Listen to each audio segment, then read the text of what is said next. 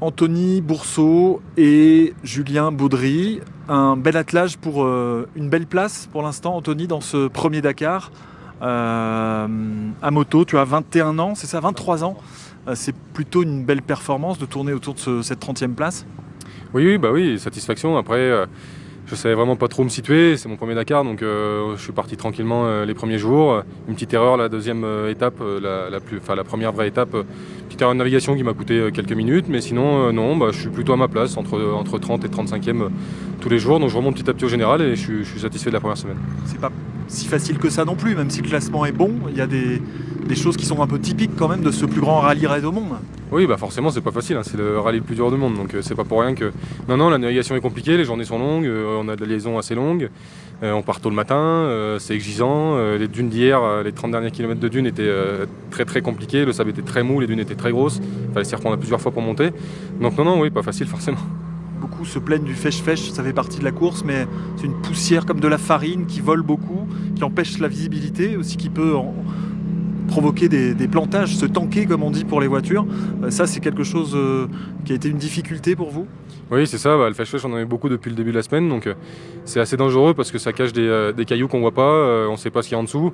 Et en plus, hier, avec le départ en groupe, si on partait pas forcément devant, on avait la poussière, les 50 premiers kilomètres, c'était que du fèche-fèche. Donc non, c'est pas facile, mais bon, on essaie de rester sur les roues et de faire attention et de préserver la moto surtout. Il y a la course, il y a la solidarité entre pilotes qui existe encore, même si on n'est plus en Afrique.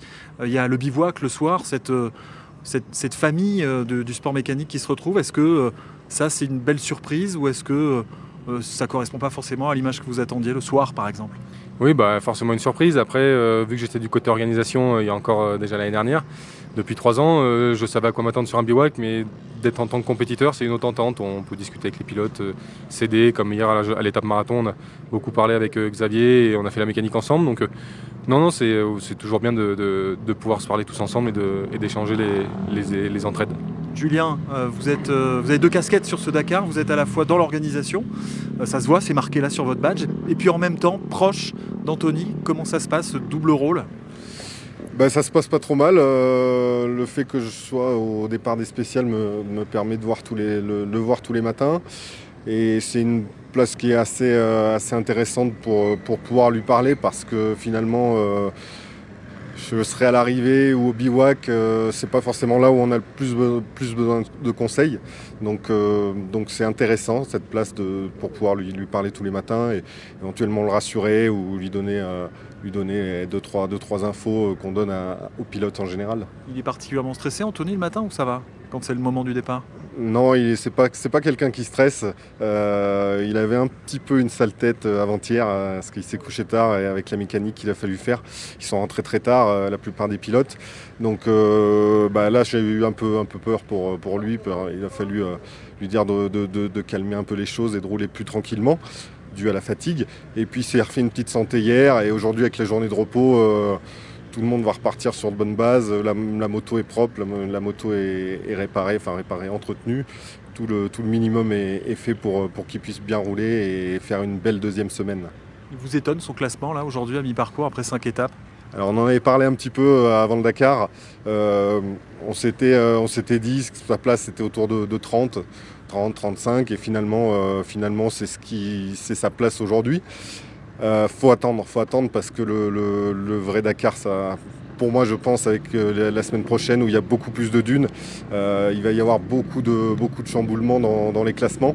Donc il faut qu'il fasse une course comme il a fait cette semaine, en gardant une marge. Il ne faut pas oublier que c'est son premier Dakar, mais c'est que son 3e rallye. Donc il faut garder une marge, il ne faut pas prendre de risques, il faut amener la moto au bout, il ne faut pas tomber, il ne faut pas se perdre. Et il faut faire une course d'attente. En tout cas, c'est ce qu'il faut qu'il fasse. Il ne faut pas chercher forcément une place d'étape, il faut chercher un classement final. Et ce classement final, il l'aura s'il roule de la même façon cette semaine. C'est facile d'être à la fois dans l'organisation, neutre et en même temps supporter d'un pilote, d'un dossard? C'est pas évident. Je le voyais plus facile, mais c'est pas forcément évident. C'est pas parce que je suis dans l'organisation que j'ai accès au classement. Je le sais souvent après les classements que vous recevez en France.